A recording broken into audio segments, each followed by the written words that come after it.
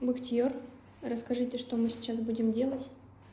Сейчас мы будем диагностику сделать. И вот у профессионала, у доктора, должен быть очень чувствительные пальцы. Когда есть чувствительные пальцы, можно на ощупь определить и диагностировать, что с позвонком. Если 100% диагностику не сделаешь, то на 80–90% можно сказать точную диагностику. Сейчас вот мы у ребенка будем диагностировать, потому что многие родители за своими детьми не смотрят. Дети же часто падают, а проблемы в позвонке есть. И испортится тазобедренная область, потом на ноги дает. Ну вот ребенок каждые 3 месяца он растет. Каждые 3 месяца. Если будет нарушение, и роста не будет, и проблемы будут в позвоночнике. А как будет им уже исполнится 21 год, у них сразу начнется болеть позвонки. Это уже будет, как сказать, детская травма уже растет в 21 лет. Вот сейчас мы будем диагностировать. Самый опасный отдел – это шейный отдел. Шейным отделом надо всегда быть очень аккуратным. Вот мы сейчас будем диагностировать. Вот смотрим. Хорошо. Вот шейный отдел отличный. У него хорошие позвонки, там все ровно.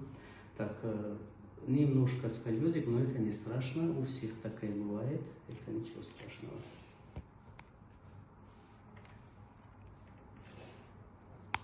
Вот грудной отдел надо чуть-чуть вправить ему.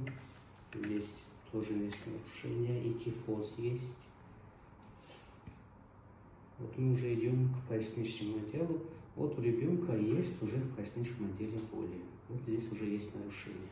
Вот надо обязательно здесь вправить. Вот ребенок уже дергается, когда мы трогаем вот именно то место, которое есть нарушение. Многие костоправы, многие остеопаты этого не чувствуют. Чтобы это чувствовать, надо иметь очень чувствительные пальцы.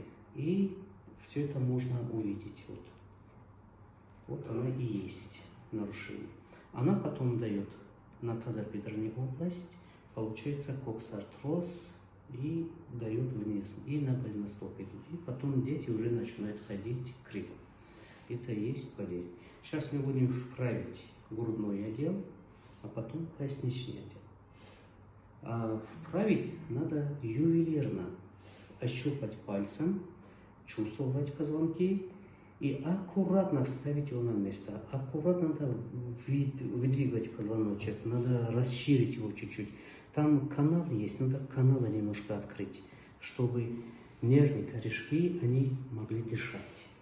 Когда снижаются позвонки, нервные корешки, они не могут дышать, они давятся, потом получается сбой в системе человеческого организма.